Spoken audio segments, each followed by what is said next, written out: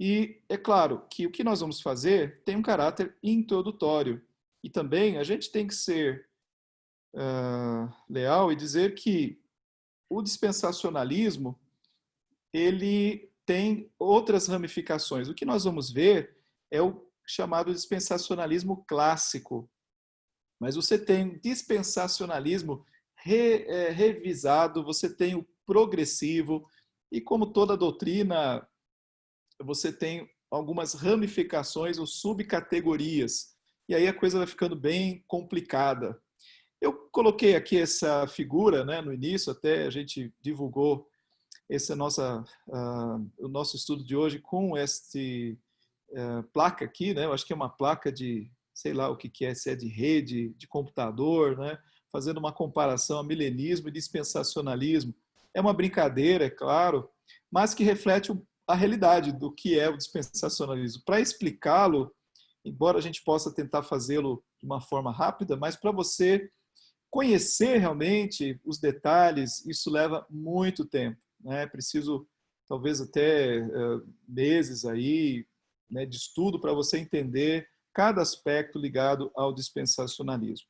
Então, o que a gente vai fazer aqui hoje? Nós vamos ter uma visão geral, entender um pouquinho do que é a hermenêutica dispensacionalista, ou seja, a forma como eles interpretam a Bíblia, e termos uma visão sobre Israel e a igreja, e a visão escatológica vai ficar para a semana que vem. É escatológica, né? Está acentuado errado aí. Ok? Então a gente vai ter uma visão geral, depois vamos entender um pouquinho a maneira como eles leem a Bíblia. Bom, quando você fala do dispensacionalismo, logo vem, para quem conhece um pouquinho, né, esses esquemas sobre as eras da igreja, a maneira como Deus lidou com o homem ao longo do tempo bíblico, começando lá em Adão e chegando até os nossos dias e ultrapassando-os, olhando para frente para o milênio. Então, esse aqui é um mapinha aqui dos mais antigos. Então, a gente sempre lembra desses mapas para a gente poder entender a visão deles. Esse aqui é o famoso o plano divino através dos séculos. O Elson, inclusive, me deu um desse aqui, não foi, Elson? Infelizmente, eu não peguei lá na igrejas, mas ele me deu um desse aqui, que a gente abrindo assim, né? Você tem que abrir ele e tal, e vai de parede a parede, de tão grande que é esse esquema aqui para a gente entender essa visão sobre as dispensações. Depois a gente vai chegar nesse esquema aqui, na semana que vem, especialmente, a gente vai olhar com um pouco mais de detalhe, especialmente essa área aqui, não sei se vocês estão vendo o meu ponteiro, mas na área mais à direita, né, onde tem aqui a estátua, né, a grande estátua caída, os impérios, depois você tem aqui embaixo as 7 igrejas lá do Apocalipse, depois você tem as trombetas, você tem os 7 selos, a grande tribulação, está tudo aqui do lado direito, né, onde as coisas realmente acontecem. Então a gente vai dar uma olhada com um pouco mais de detalhe nessa região aqui para entender a visão dos dispensacionalistas. Mas tem um esqueminha que eu gostei porque ele é mais simples da gente entender, né? Então pega aquele esquemão e dá uma resumida nele e torna ele um pouco mais palatável, né? Fácil de ler, e você tem esse esquema das 7 dispensações. Então a gente vai ver aí que, na visão deles, existem 7 períodos aqui, 7 dispensações em que Deus lida com o homem. E nós vamos procurar entender um pouco dessas 7 dispensações. Então, daqui a pouquinho a gente vai retornar para esse quadro aqui, que é um quadro bem interessante. Bom, quando a gente pensa no dispensacionalismo, pensamos logo nessa figura John Nelson Darby. Foi um teólogo que, não vou dizer que ele inventou, mas ele trabalhou, vamos dizer assim, essa doutrina. Ele fazia parte dos irmãos, dos brothers, que era o nome da denominação, e foi ele que escreveu essa doutrina, é chamado pai da doutrina dispensacionalista. Dizem que antes dele existiram outros precursores aí, não tão famosos, pessoas que começaram a escrever algo. Em 1811, um pastor escreveu algo dando traçando algum esboço em relação à doutrina do arrebatamento. Dizem depois que uma jovem, uma adolescente, ela teve visões e numa visão ela viu a igreja sendo arrebatada. É uma jovem chamada Margaret MacDonald. Mas são coisas que estão aí meio nubladas assim na história anterior do dispensacionalismo. Mas o grande pai é esse aí, o John Nelson Darby, 1830. Mas o dispensacionalismo ficou conhecidíssimo através da Bíblia chamada de Scofield, que baseada no trabalho desse teólogo, Cyrus Ingerson Scofield. Ele lançou uma Bíblia, nós temos aqui em português também, e essa Bíblia é uma Bíblia com anotações, e cada parte da Bíblia, cada trecho da Bíblia, você tem uma anotação com uma visão dispensacionalista. Então, foi essa Bíblia que difundiu propriamente o dispensacionalismo no mundo todo, inclusive no Brasil, uma Bíblia muito famosa. Eu lembro que lá atrás, quando eu fui comportor, e comportor é aquele que vende Bíblias, livros também, eu lembro quantas pessoas pediam para mim, olha, traz uma Bíblia de Scofield para mim, traz uma Bíblia de Scofield. Ela já foi uma Bíblia referência de Bíblia, inclusive, nos tempos passados, né? Então, ela ajudou a difundir muito essa visão e até hoje é uma Bíblia muito utilizada, principalmente no meio pentecostal. É bom lembrar também, voltando aqui para o Scofield e o Darby, que eles tiveram um contato muito grande com Dwight L. Moody, lá em Chicago, nos Estados Unidos. O grande evangelista Moody também foi um propagador da doutrina do dispensacionalismo. O Moody, inclusive, tem até hoje uma grande igreja lá no centro de Chicago e tem também o Instituto Moody, que prepara jovens para o campo e para o mundo inteiro. Então, isso também tem sido um centro para difusão dessa doutrina. E um nome também que a gente não pode esquecer é o Tim LaHaye. Tim LaHaye, um escritor americano e uma pessoa também que foi muito importante para disseminar a ideia do dispensacionalismo através da série Deixados para Trás, que foi uma série de livros que virou filme. Então, é nesse Deixados para Trás, o próprio nome diz, né, que de repente a igreja é arrebatada e o mundo fica sem controle. Imagine que de repente um piloto de avião é cristão e aí ele é arrebatado, o avião cai, né? Um outro está dirigindo um carro, o carro bate e assim sucessivamente. Então a confusão está estabelecida e a partir, olha, é interessante até o título desse, Comando Tribulação, porque a partir do momento em que a igreja ela é arrebatada aos céus, ela vai ao encontro de Cristo, então o mundo começa a tribulação, a sofrer a tribulação. Então há uma primeira fase que será a tribulação e haverá uma segunda fase que será a grande tribulação. Então esse filme vai procurar retratar esta realidade. Ok? Então isso tudo ficou bastante conhecido.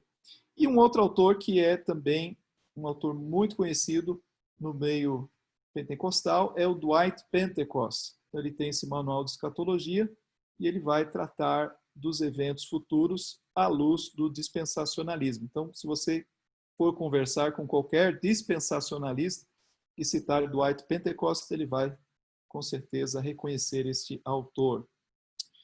Bom, o que é importante nós sabermos sobre os dispensacionalistas?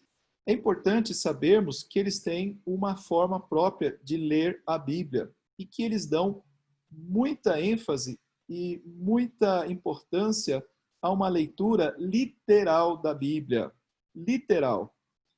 E eles entendem que esta é a maneira mais honesta de você ler a Bíblia. Se a Bíblia está dizendo A, então você tem que ler e entender que ela está dizendo A. Se ela diz B, você entende B. Aquilo que está escrito, então você deve aplicá-la de forma literal. É assim que, por exemplo, eles procuram ler o livro de Apocalipse. É assim que eles procuram, por exemplo, interpretar a questão do milênio, quando o texto lá de Apocalipse, no capítulo 20, fala acerca dos 1000 anos. Então, eles entendem que 1000 anos são, efetivamente, 1000 anos. Bom, então eles são muito, vamos dizer assim, muito zelosos nisso, o que é uma coisa, de certa forma, boa, né? Você ter o zelo de não fazer alegorias com os textos bíblicos. O que é uma alegoria? É você tentar achar sentido onde não tem.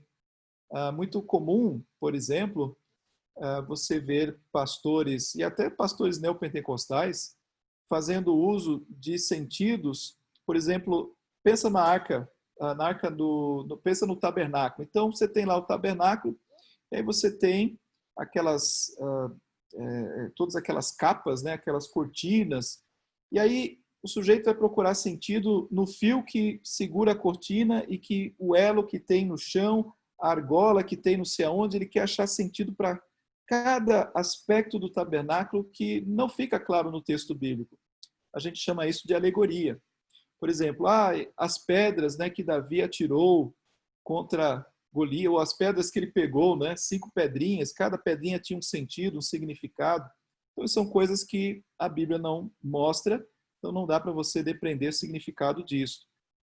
Bom, quando você é literalista, então você vai procurar sempre se ater ao que o texto está dizendo. Se o texto lá de Apocalipse, por exemplo, fala dos 144.000, então, de novo, eles vão entender que são 144.000.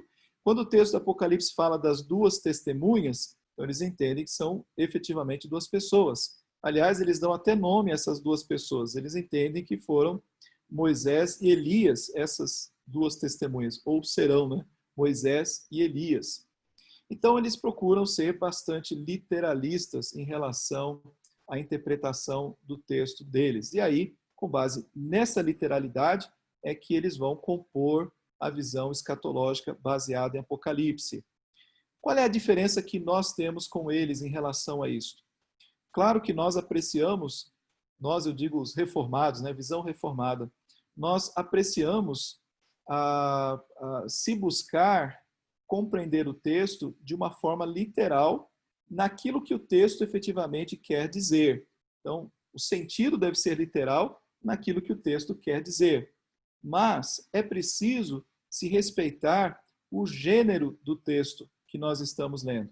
Então, por exemplo, se você está lendo um texto poético, você não pode entender que as imagens ali sejam efetivamente concretas, mas sejam ideias ou coisas, às vezes, até concretas, né, que querem passar alguma outra ideia, é uma metáfora.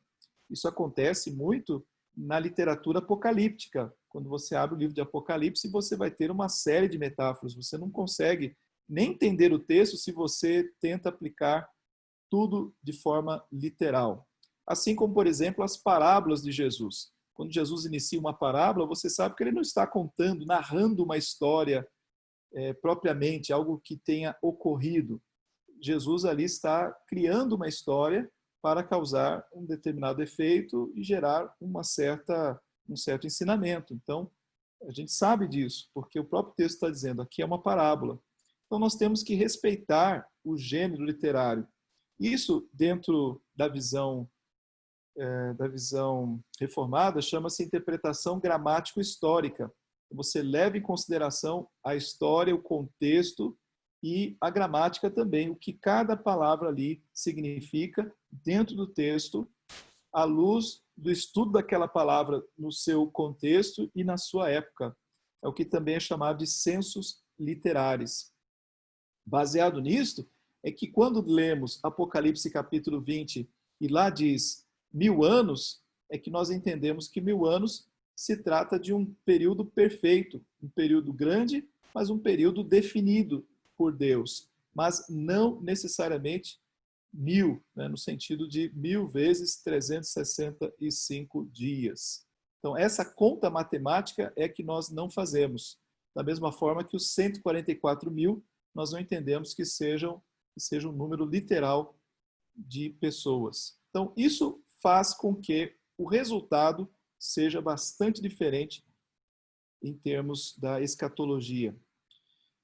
Bom, a grande pergunta que nós queremos responder hoje, que é o cerne também da visão dispensacionalista, é se Deus tem dois povos, a Igreja e Israel. É claro que qualquer dispensacionalista fica muito incomodado com essa pergunta, porque ele entende que é uma pergunta capciosa. O ponto é que a visão que os dispensacionalistas têm em relação à Igreja de Cristo dá, de fato, essa ideia de que Deus tenha dois povos. O que eles enxergam em relação à história ao longo das eras? Vamos tentar entender aqui rapidamente. Você tem aqui, olha, essas chamadas dispensações. Cada uma dessas dispensações foi o modo como Deus lidou com o homem naquele momento da história. Você tem, por exemplo, primeiro aqui, que é a dispensação da inocência. Inocência é quando Adão e Eva estavam ali no jardim do Éden, não conheciam o pecado. Mas assim que eles desobedeceram a ordem de Deus, e a revelação de Deus era não comam do fruto, e eles comeram, então eles sofreram a punição. Há uma coisa aqui interessante que você vai ver em cada uma dessas dispensações, que é o julgamento de Deus. E até bonitinho porque realmente, olha, combina. Então você tem aqui, olha, na inocência, na quebra dessa inocência de Adão e Eva, você os tem expulsos do jardim. Isso foi o julgamento de Deus. Depois você tem o período que eles chamam da consciência. Então o pecado já está no mundo e o pecado vai degenerando o homem ao ponto de Deus de novo mandar um julgamento, o julgamento do dilúvio. Bom, depois você tem o período do governo humano. Os filhos de Noé vão se dividir, vão formar nações, e o resultado disso é Babel, uma torre de Babel, sobre quem Deus vai também lançar o seu julgamento. Então, você vai vendo aqui uma repetição desse processo. O homem criado cai e é julgado, expulso, sofre as consequências. Mesma coisa aqui, dilúvio, depois julgamento de Deus, quando ele separa aquelas pessoas e as espalha pela terra. Depois você tem o início de um outro período aqui com Abraão, que Deus escolhe e vai formar uma nação a partir dele, aliás, muitas nações. Mas Israel também, por causa do seu pecado, vai sofrer a escravidão, será julgado. Então você vai vendo aqui de novo, né, a repetição do mesmo modelo. Depois você tem um período que vai ser o maior período, e é interessante que aqui esses quadradinhos estão todos iguais, mas esse período aqui é o período da lei, será o maior período em que Deus vai se revelar a Moisés, vai ser formatada ali, apresentada toda a lei, mas ele termina com a dispersão. Esse período aqui, ele vai até o Novo Testamento, desde Moisés, então, passando por todos o período do reinado unido, depois dividido, depois o cativeiro, tanto do Reino do Norte, Reino do Sul, até chegar no período do Novo Testamento. Então, ele abrange todo esse período, então até a dispersão. De novo, o povo de Israel falha e Deus manda o seu julgamento e ele vai ser disperso. Aí, o que acontece aqui, nesse número 6? Aí nós temos o que eles chamam da dispensação da graça. Então, quando você conversa com um crente, ele vai dizer assim, não, nós estamos na graça, hoje é o tempo da graça, é da graça. Só que o que ele quer dizer por graça é diferente no contexto que nós chamamos de graça. Porque para ele, este é um momento único da história da humanidade, momento em que, tendo Deus rejeitado, né, temporariamente Israel, Deus concedeu aos judeus, aos gentios, a oportunidade de ser a sua igreja. Na verdade, os judeus rejeitaram a Cristo. João capítulo 1 fala, né, que ele veio para os seus, mas os seus o rejeitaram. Então, a todos quantos crerem nele, né, serão chamados filhos de Deus. Então, essa época é a época da igreja. A igreja, então, ela surge aqui. Para o dispensacionalista, a igreja ela surge tão somente aqui, nesse período que é o período da graça.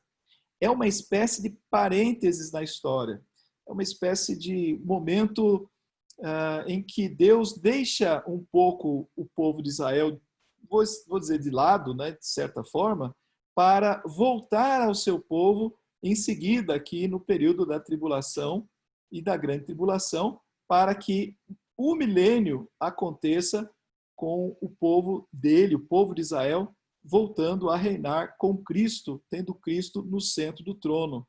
Então nós vivemos nesse momento que é um momento, uma espécie de parênteses na história. Então, todo o Antigo Testamento, na verdade, ele é voltado para o povo de Israel. Deus tinha um plano para o povo de Israel, Deus fez promessas para o povo de Israel, Deus tratou do povo de Israel.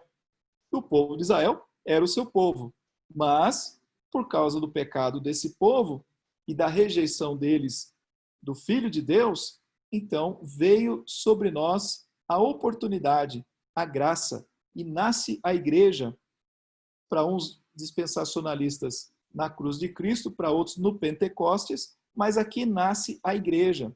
Então nós estamos no interlúdio da história de Israel, que é o verdadeiro povo de Deus, e nós fomos enxertados na história do povo de Israel, para também termos os privilégios como povo de Deus. Mas veja que interessante, que quando, um detalhe, né, aqui, é que Jesus, ele virá, mas ele virá primeiramente de uma forma invisível, bastante discreta.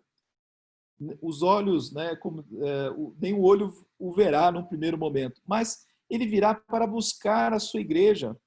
Então haverá um arrebatamento. A igreja que existe hoje, no caso nós que cremos, nós seremos arrebatados antes que venha a tribulação. Então ele virá buscar a sua igreja. E aí ficarão a quem aqui? Ficarão todos os que não são igreja, ficará o povo judeu, e esse povo judeu vai sofrer bastante. Nesse período aqui, estará sendo, Jerusalém vai se tornar o centro aí das atenções, porque lá vai ser reconstruído o templo de Deus. É preciso que esse templo seja reconstruído para a visão dispensacionalista. Por quê? Porque ele espera que o anticristo se assente no trono desse templo. É preciso que ele se assente no templo de Israel e profane esse templo. É a visão que eles têm acerca do anticristo. Então, é preciso que o templo seja construído nesse período. E nesse período, entre o arrebatamento e o milênio, nós teremos 7 anos, 3,5 e 3,5. Isso aqui vem lá de Daniel, que fala de um tempo, 2 tempos e metade de um tempo, que dá 3,5. Então haverá um período de tribulação e haverá um período de grande tribulação, quando o anticristo irá se revelar e haverá, né, haverá muitas vítimas, pessoas que creem no Senhor e querem buscá-lo e tal, e serão mortas por conta da sua fé. E aí, então, é que Jesus voltará agora sim para reinar. Eu estou até adiantando um pouquinho aqui a parte escatológica, né? Mas para a gente ter uma visão geral. Então, Jesus virá para reinar, e ele voltará para reinar a partir de Jerusalém, lá no templo. O que é mais curioso dessa visão escatológica, dispensacionalista, é que para eles voltará tanto o templo quanto as práticas do templo. Os sacrifícios do templo vão voltar a acontecer, o sacerdócio levítico vai voltar a acontecer durante esse milênio, que será um período de paz, um período em que Cristo reinará. Mas ainda há algo para o final dessa história. Quando você pensa que está tudo finalizado, não. Lá no final haverá uma grande batalha, quando o inimigo será solto e ele vai conseguir reunir nações para lutar contra Cristo. E haverá então finalmente o julgamento dos ímpios. Há também um aspecto aí de duas ressurreições que eu não vou entrar agora nesse detalhe. Mas veja, de uma forma geral, o quanto o dispensacionalismo ele é gráfico, ele é até bonito, né? Porque você tem muitas coisas aqui interessantes acontecendo. Veja como o porquê que os dispensacionalistas eles sempre têm um olhar voltado para Israel. Você imagine como ficaram os dispensacionalistas quando, em 1948, foi instituído o Estado de Israel. Eles entraram em polvorosa, óbvio, porque eles estão vendo ali como que um cumprimento dessa profecia. Eles enxergam nisso como sendo o momento em que Israel está sendo preparado para voltar a ser uma nação central no mundo, preparando o palco para que Cristo reine a partir de Israel. Então, e é interessante também lembrar que, especialmente os Estados Unidos e os presidentes americanos, eles são todos dispensacionalistas, né? Eles têm uma visão de reino e uma visão escatológica dispensacionalista. Não à toa que os governos americanos protegem tanto Israel. Dificilmente Israel vai ficar sozinho numa luta, numa guerra, porque os americanos, com a visão dispensacionalista, eles entendem que é papel deles lutar para defender Israel. É uma questão escatológica mesmo, é uma questão não é só de honra, é uma questão religiosa por trás disso. Então, para nós vermos o peso que isso tem para o mundo, inclusive, até para a questão geopolítica. Bom, Deus tem dois povos, a igreja e Israel. Vamos olhar isso aqui de forma mais específica. Então, na visão deles, Deus tem um plano específico para Israel e um plano para a igreja. Perceba, então, que a igreja em si, ela é apenas um parênteses, ela é um asterisco na história que Deus tem para com Israel. O foco dessa visão é Israel. Eu diria até, eu posso usar a expressão, existe um israelicentrismo, se eu posso usar, né, essa ideia. É uma visão muito focada em Israel. Eles têm um amor por Israel muito grande. Não é à toa que essas igrejas constroem templo de Salomão, vestem-se de roupas, né, da época dos judeus lá do Antigo Testamento. Não é à toa que eles tocam shofar na igreja e praticam uma série de judaísmos que não tem nada mais a ver com a nossa vida como cristãos do Novo Testamento, mas por conta dessa visão centrada em Israel. Então, para eles, Deus tem um plano específico para Israel. Agora, olha o detalhe que interessante. Vou até voltar aqui naquele modelinho escatológico para ver o seguinte. Olha que interessante. Aqui, nesse ponto, né, nós estamos aqui na época da graça, esperando a volta de Cristo. Mas aí, de repente, vai acontecer esse grande arrebatamento. Ninguém vai ver Cristo, mas a igreja vai sumir. A igreja vai ser levada nos ares. E aí, essa igreja, ela vai estar no céu, ela vai para o céu. E fica aqui na terra os restantes, os que vão ser salvos, que vão se converter, depois Jesus vai reinar em Jerusalém, e nesse milênio fica o povo de Israel. A igreja vai para o céu, fica no céu, e aqui na terra fica o Israel, reinando aqui na terra. É uma coisa curiosa, né? Porque a igreja fica lá no céu e aqui embaixo ficam o povo judeu. Bom, então a igreja é apenas um parêntese no plano de salvação. O reino de Cristo foi oferecido a Israel, mas foi rejeitado. Abriu-se a oportunidade para os gentios. Então, dá margem a práticas judaicas em cultos evangélicos. E a igreja não foi profetizada no Antigo Testamento. As promessas do Antigo Testamento serão cumpridas em Israel no milênio. Então, esse é um ponto importante para nós entendermos que quando eles leem o Antigo Testamento, eles não conseguem enxergar traços de igreja lá. Eles não veem como igreja, eles veem como Israel. Aquela realidade, tudo aquilo que existe no Antigo Testamento, diz respeito a Israel.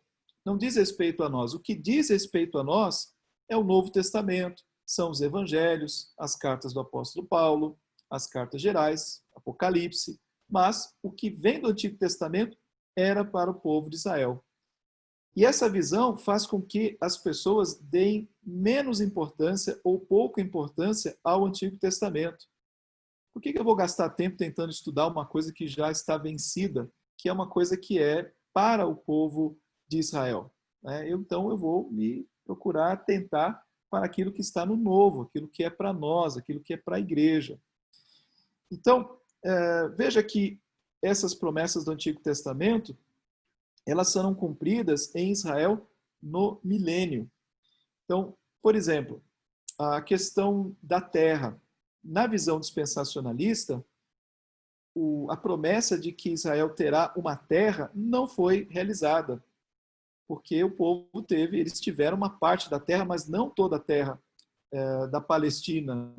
Eles tiveram uma parte, depois perderam. Então, Deus ainda vai concretizar essa promessa, dando a eles toda a terra e muito mais. Há uma expectativa deles até de uma ampliação dessa terra com base em textos de Ezequiel. Então, eu estava até ouvindo alguns vídeos e tal, pastores falando acerca disso. Então, deles dizia, olha, se a gente tentar entender ali a dimensão do que está no texto de Ezequiel, nós vamos entender que a terra de Israel vai chegar até onde hoje é o Iraque, o Líbano, a Jordânia. Então, assim, uma área muito extensa de terra. Então, eles têm essa expectativa de que a terra ainda será dada a eles. Qual que é a nossa visão acerca disso? Nós entendemos que Deus cumpriu a sua promessa. Lá em Josué, no capítulo, deixa eu ver aqui, mas eu acho que é o 23, o texto diz literalmente que Deus cumpriu a sua promessa em lhes dar a terra.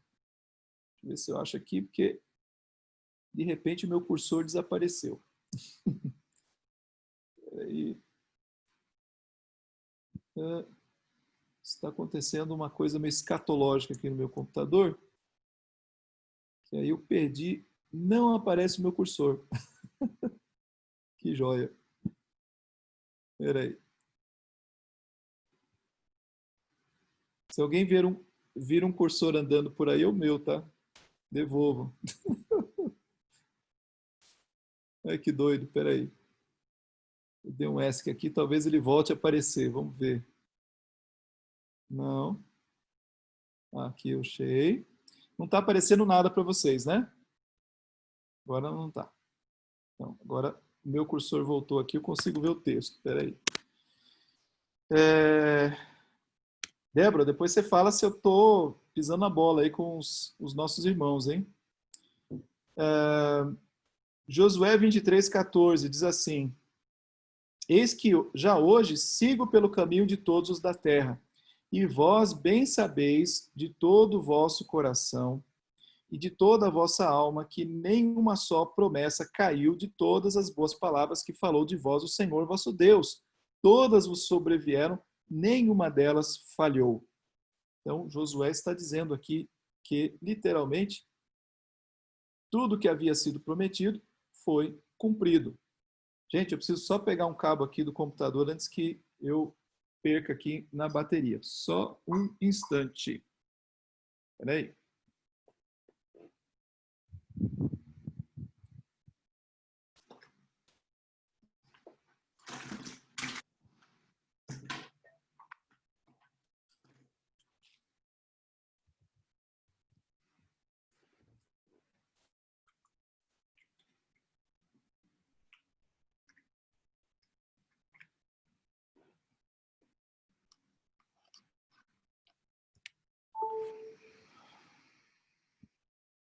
Pronto.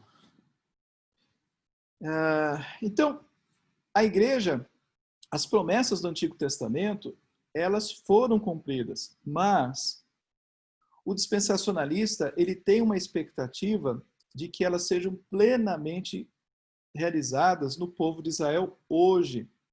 Então, a partir do reinado de Cristo em Jerusalém, onde o templo será reconstruído, restaurado, onde os sacrifícios serão restaurados e o sacerdócio também.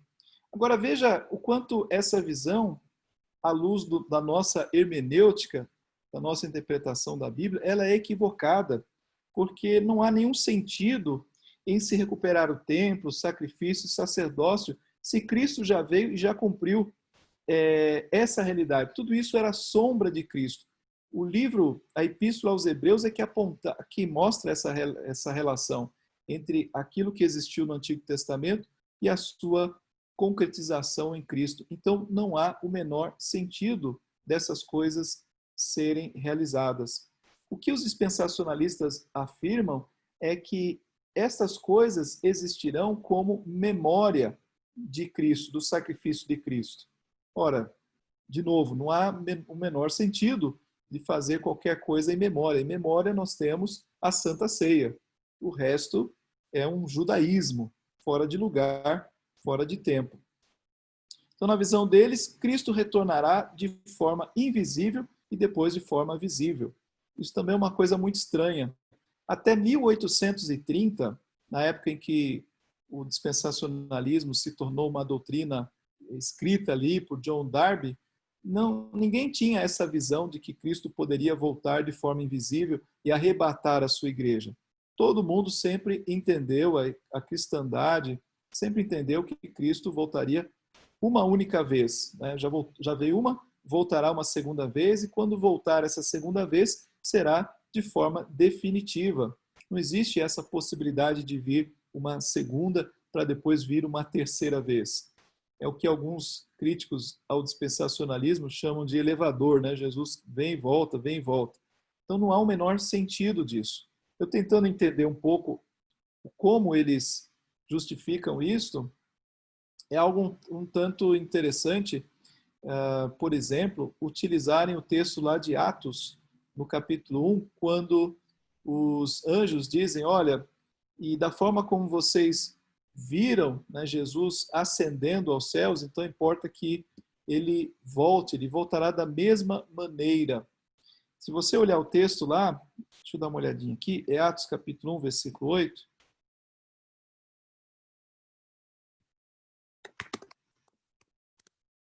Vamos lá. Quer dizer, não é exatamente 1,8, é o 1,11. Diz lá, varões galileus, por que estáis olhando para as alturas? Esse Jesus, que dentre vós foi assunto ao céu, virá do modo como vistes subir. Então, eles usam esse texto, não me pergunte como, eu vi essa explicação, para dizer que num período anterior a esse momento, Jesus teria subido aos céus e descido sem que ninguém tivesse percebido isto. Né? Jesus tivesse ido e voltado sem que ninguém tivesse percebido. E aí, também agora Jesus estava voltando com a percepção de poucas pessoas, os próprios discípulos que estavam vendo. Mas, fora eles, você não tinha ali todo o olho vendo. Então, é nessa visão que eles entendem que Jesus virá. Jesus virá, num primeiro momento, sem que ninguém o perceba, e vai levar a sua igreja. Depois ele voltará para instaurar o seu reinado. Então, é algo estranho. A gente vai ver um pouquinho mais disso na próxima semana. Bem, será que Deus tem dois planos na história? Um plano para Israel e outro para a igreja? O que nós podemos dizer? Nós cremos que absolutamente não. Efésios capítulo 4, versículo 3, o texto diz, esforçando-vos diligentemente por preservar a unidade do Espírito no vínculo da paz. E há somente um corpo e um Espírito, como também fosse chamados numa só esperança da vossa vocação. Há um só Senhor, uma só fé, um só batismo, um só Deus e Pai de todos, o qual é sobre todos, age por meio de todos e está em todos. O que nós cremos? Nós cremos que há um único Salvador. É interessante que os dispensacionalistas também creem nisso. Eles são nossos irmãos, eles creem que Jesus é o único e suficiente Salvador. E é curioso também que eles têm uma visão um pouco, quando eu tentei até ouvir algum deles justificando a visão dispensacionalista, eles têm uma visão um pouco confusa nisso, porque eles entendem que não, a salvação é tão somente em Cristo Jesus. Né? Ok, então, é preciso que os israelitas do passado, do presente e do futuro, para que sejam salvos, eles tenham que crer em Cristo Jesus. Não há uma salvação étnica na Bíblia. Mesmo no Antigo Testamento, nós vimos isto, que quando Deus escolhe o povo, a nação de Israel, significa que essa nação é a nação que vai receber a revelação de Deus e que eles deverão fazer uma aliança com Deus e que o símbolo desta aliança será a circuncisão. Mas não vale uma circuncisão na carne para a salvação. A circuncisão deve ser a de coração. Então, aquilo que é feito na carne é uma representação daquilo que deve existir no coração. Então, dentro do povo de Israel, nós podemos dizer que existiram os eleitos e também aqueles que se perderam, que foram para o inferno, do povo de Israel. Podemos afirmar isso, inclusive com base em Romanos capítulo 9. O apóstolo Paulo explica que Deus escolheu alguns e não escolheu outros. Então, da parte de Deus, a história está sendo dirigida de modo perfeito. Será que Deus falhou? É a pergunta de Paulo em relação ao fato dos judeus terem rejeitado a Cristo. Ele fala, de modo nenhum. O plano de Deus continua. Ele escolheu alguns para serem vasos de honra e outros para serem vasos de desonra. E no final, no capítulo 11, Paulo fala que no final todo Israel será salvo. E quando ele diz isso, nós entendemos que a salvação aí é em Cristo Jesus, que a salvação envolve a fé de pessoas de Israel, que Deus sim tem um plano ainda para com aquele povo, mas é um plano que envolve Cristo, envolve o despertamento da fé deles. E não significa o todo ali que cada pessoa de Israel será salva, mas que haverá uma ação de Deus ali tremenda, um avivamento no meio do povo de Israel. Mas tudo passa por Cristo. Efésios capítulo 2, versículo 19, Paulo também está falando sobre a unidade da igreja. E lá ele diz assim, assim, já não sois estrangeiros e peregrinos, mas concidadãos dos santos, e sois da família de Deus, edificados sobre o fundamento dos apóstolos e profetas, sendo ele mesmo, Cristo Jesus, a pedra angular. Quer apóstolos, quer profetas, Cristo é o mesmo, ele é a pedra angular da mesma igreja. O versículo 21 diz, no qual todo o edifício bem ajustado cresce para santuário dedicado ao Senhor. Então, há um edifício que vem sendo construído desde o Antigo Testamento pela graça e em Cristo Jesus, no qual também vós juntamente estáis sendo edificados para a habitação de Deus no Espírito. Então, nós fomos incluídos nessa história, mas não era uma história específica para o povo de Israel. Tanto não era que a promessa de Deus através de Abraão era o quê? Que em ti serão benditas todas as famílias da terra. Então, desde o início, Deus já tinha um plano maior. O plano de Deus não era só com o povo, o plano de Deus era um plano mundial. E quando você chega no Novo Testamento, isso fica absolutamente claro, porque Deus amou o mundo de tal maneira que deu seu Filho. João capítulo 10, versículo 16, ele diz assim, ainda tenho outras ovelhas, não deste aprisco a mim me convém conduzi-las. Elas ouvirão minha voz, então haverá um rebanho e um pastor. E o 14:6, Jesus é o caminho, a verdade e a vida. Ninguém vem ao Pai senão por mim. Então, Deus não tem dois planos na história. Olha, tem que lidar com Israel, Israel rejeitou, então tá bom, vamos dar uma chance aqui para os gentios, e como diz lá em Romanos, né, Paulo fala, vamos gerar um ciúme no povo de Israel e depois a gente volta para tratar do povo de Israel. Não, Deus tem um plano com a sua igreja, que envolve também pessoas de Israel e de outras nações. 2. A igreja não cumpre nenhuma das promessas a Israel? Então, na visão dispensacionalista, não. Mas nós cremos que certas profecias do Antigo Testamento foram dadas tão somente a Israel como nação. Há profecias que são para eles lá, cumpridas e encerradas. e há outras que foram dadas a Israel como figura da igreja. Elas têm uma aplicação maior do que simplesmente aquela nação. Então, citamos aqui Gênesis capítulo 12, quando Deus se dirige a Abraão e fala: em ti serão benditas todas as famílias da terra. Então, é uma ampliação das bênçãos de Deus.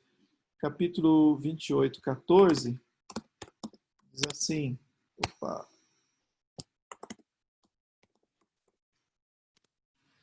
a tua descendência será como o pó da terra, estender-te-ás para o ocidente, para o oriente, e para o norte e para o sul. É a mesma ideia. Em ti e na tua descendência serão abençoadas todas as famílias da terra. Então, existe aqui profecias que vão além do povo de Israel e que vão tornar possível a existência da igreja. Gálatas capítulo 3, que fala também da unidade da igreja. Atos 3, 24, que fala do cumprimento de profecias do Antigo Testamento em relação à igreja. Quando Pedro estava falando aqui, Pedro que está aqui falando, ele diz assim: e todos os profetas, a começar com Samuel, assim como todos quantos depois falaram, também anunciaram estes dias.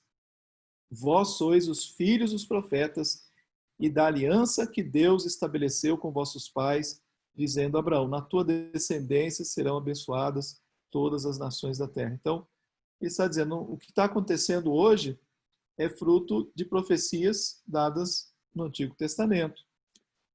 Anteriormente, Pedro também havia mencionado Joel, né, dizendo: olha, esta ação do Espírito Santo sobre a igreja também foi anunciada em Joel lá atrás. Eles creem que há promessas não cumpridas a Israel. Já mencionamos isso, mas não, foram cumpridas. Não há nada sobre a igreja no Antigo Testamento? Sem dúvida, o verdadeiro Israel sempre foi a igreja. Então, a maneira como nós vemos Israel é a nação a quem Deus outorgou a sua revelação, os seus livros, os seus profetas, com quem Deus lidou diretamente, e a partir dali a sua igreja começava a se formar, até a vinda de Cristo, e isto se ampliar de uma forma tremenda com a vinda do Espírito Santo sendo derramada sobre essa igreja. Então, o período atual da igreja é um parêntese na história. A igreja surgiu no Pentecostes e terminará no arrebatamento. Esse é um ponto interessante, porque ela surgiu e vai terminar no arrebatamento? Não. A igreja é formada dos crentes do AT e do NT.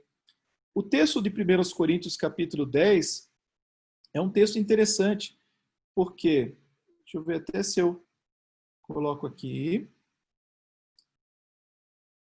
Deixa eu... Novo compartilhamento. 1 Coríntios, capítulo 10. Vocês devem estar me vendo aqui. Vou só ajustar minhas telinhas. Ok. Vou aumentar um pouquinho aqui. Olha só. Então, nesse texto aqui, até o título que é dado é interessante.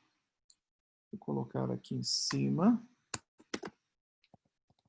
1 Coríntios, capítulo 10. Então, ele diz lá, olha, os exemplos da história de Israel. Então, versículo 3. Todos eles, ele está falando do povo lá, no deserto, que atravessou o mar, que andou pelo deserto. Todos eles comeram de um só manjar espiritual e beberam da mesma fonte espiritual, porque bebiam de uma pedra espiritual que os seguia. E olha aí, e a pedra era Cristo. Espera aí, mas ele está falando do Antigo Testamento. Exato. E a pedra era Cristo. Entretanto, Deus não se agradou da maioria deles, razão porque ficaram prostrados no deserto. Mas o ponto que eu quero ressaltar aqui é esse: e a pedra era Cristo. Em Hebreus capítulo 11, nós temos a galeria dos heróis da fé.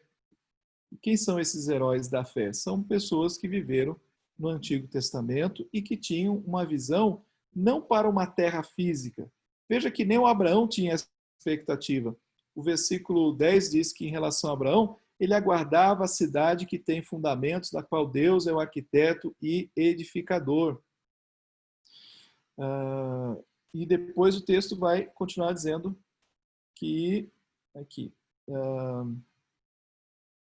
que eles saudavam, né, essas promessas de Deus, confessando que eram estrangeiros e peregrinos sobre a terra, porque os que falam deste modo manifestam estar procurando uma pátria e, se na verdade se lembrasse daquela de onde saíram, teriam oportunidade de voltar, mas, versículo 16, agora aspiram a uma pátria superior, isto é, celestial.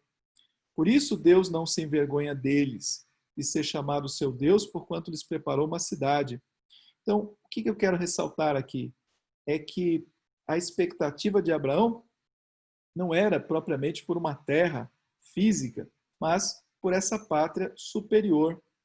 Então, quando o dispensacionalista diz que a grande esperança do povo de Israel é ter a sua terra aqui no chão, aqui na terra, né, ter a sua terra aqui no seu, a sua área, né, as suas fronteiras alargadas aqui na terra, isso se torna muito pequeno em relação à expectativa que o próprio Abraão tinha, segundo o texto de Hebreus, capítulo 11.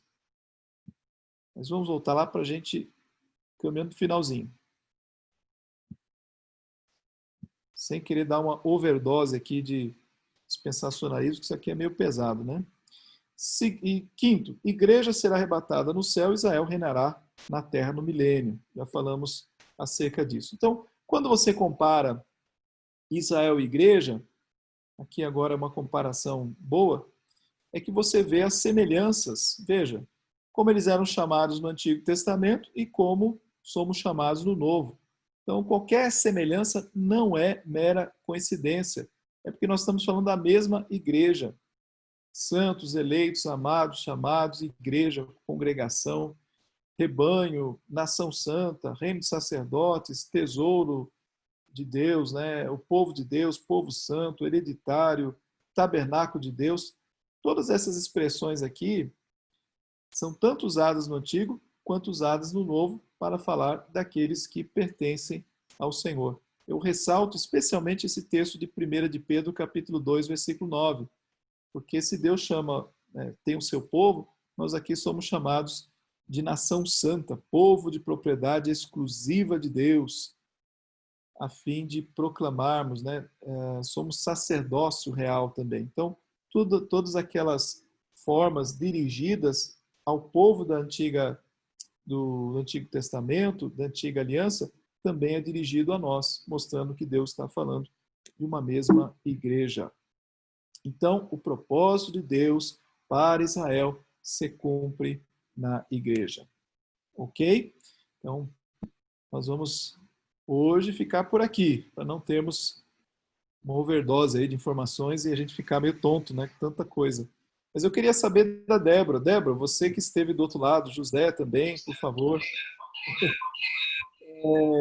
Só deu um ecozinho aí. O que vocês podem corrigir aí do que foi colocado ou acrescentar? Diminuir. Olha, pastor, é isso mesmo.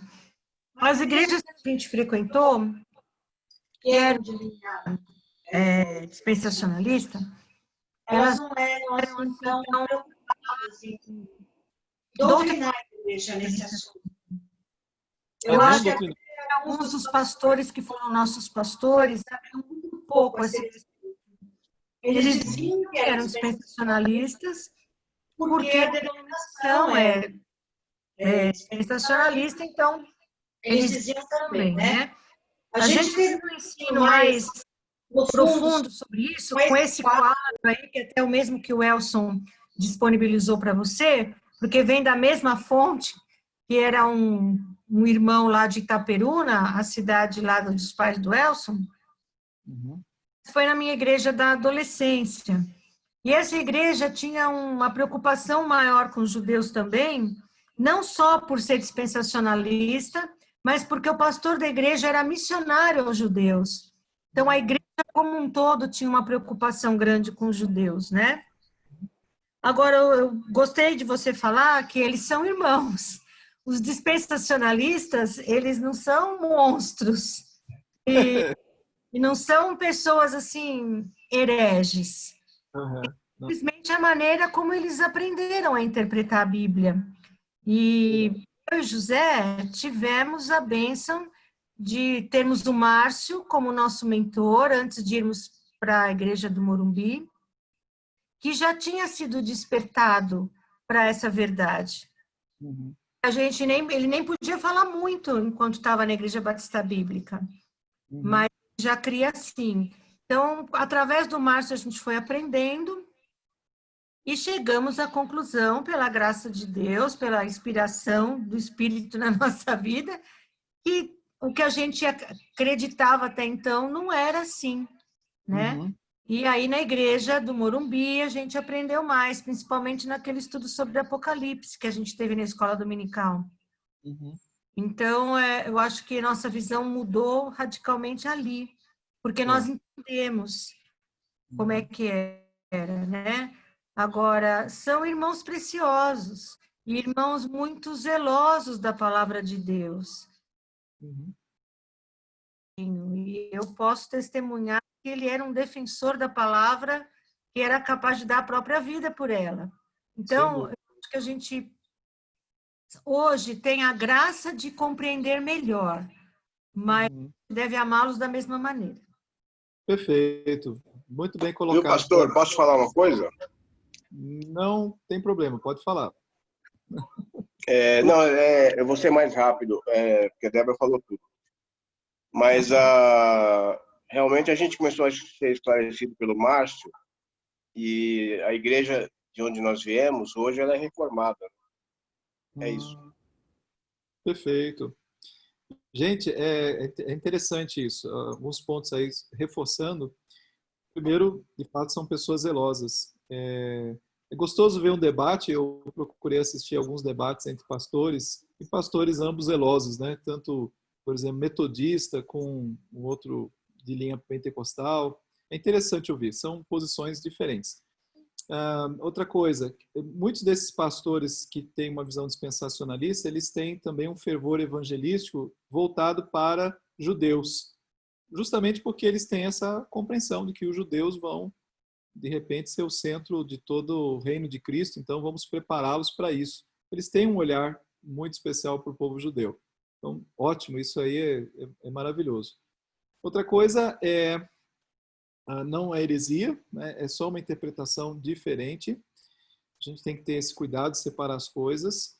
A gente tem que ter o cuidado de não se tornar orgulhosos, né? Você fala assim, eu não penso como eles, então eles não sabem de nada, eu que sei e tal. Esse assunto é complexo mesmo. Se a gente sentar com alguém, um pastor dispensacionalista, você vai suar frio, porque ele vai te mostrar por A mais B por que você deve enxergar da visão que ele enxerga. Então, é um assunto gostoso, porque nos leva a estudar mais a Bíblia. Mas, e um detalhe também, assim, às vezes quando a gente explana esses aspectos, sempre há um tom de uma espécie de sarcasmo, né? Mas vamos colocar esse sarcasmo dentro da sua correta aplicação, que é a gente está estudando um tema e a gente vê diferente, e aí tem certas coisas que a gente acha absurda mesmo, porque a gente parte de certos pressupostos, porque a gente parte de uma outra estrutura de leitura e pensamento, então fica absurdo algumas coisas dentro da nossa visão, ok? Então a gente tem que ter toda a caridade possível, amor, zelo, para não descambar numa soberba teológica aí que seria muito ruim para nós, né? Mas é isso. E, bom, o que a Débora falou é importante também. A forma de leitura de Apocalipse muda completamente, dependendo da sua estrutura, se ela for dispensacionalista ou se ela for amilenista. A forma é totalmente diferente. Então, perdão, daí a importância, e eu creio que muita gente tem dúvida em Apocalipse e dificuldade, porque tenta ler de uma forma dispensacionalista. Embora você tenha visto aí que tem todo um esqueminha para você entender, quando você vai no texto, fica muito difícil de você conseguir juntar ali as coisas. Mas a gente vai ver isso na sequência dos nossos estudos, tá bom? Então, não desanimem, Deus proverá. Se alguém quiser falar mais alguma coisa, os microfones estão abertos, quer dizer, estão liberados. Sim. Por favor, todo presbiteriano, toda igreja presbiteriana não é dispensacionalista? Toda? Eu não posso fazer essa afirmação, não. Eu diria que 90 e poucos por cento não são. São de linha, geralmente, milenista. Mas é possível que tenha um outro pastor dispensacionalista. A igreja não tem uma posição fechada nesse sentido, assim, olha. É porque 90% dos calvinistas são amilenistas. 90%. Mas tem um ou outro que não é. Você tem, por exemplo, um batista, que é um pastor... Estou com ele aqui. Ele é um sujeito que vai muito em programa de debate. Se alguém me ajudar, se alguém souber, né? Mas é um pastor batista calvinista, roxo, né? E é dispensacionalista. Ele defende o dispensacionalismo assim com unhas e dentes. Então, da mesma forma, pode ser que existam igrejas com pastores dispensacionalistas. Por exemplo, meu pai é pastor presbiteriano e ele tem uma iniciação dispensacionalista. Eu vou procurar aqui o nome desse pastor batista. E meu pai, então, ele tem uma formação dispensacionalista, mas aí ele, enquanto pastor presbiteriano, ele nunca abraçou o dispensacionalismo. Mas agora lembrei o nome do pastor. Agora ele voltou a ser dispensacionalista. Até quando eu vou lá, ele quer me convencer, inclusive. Olha que perigo.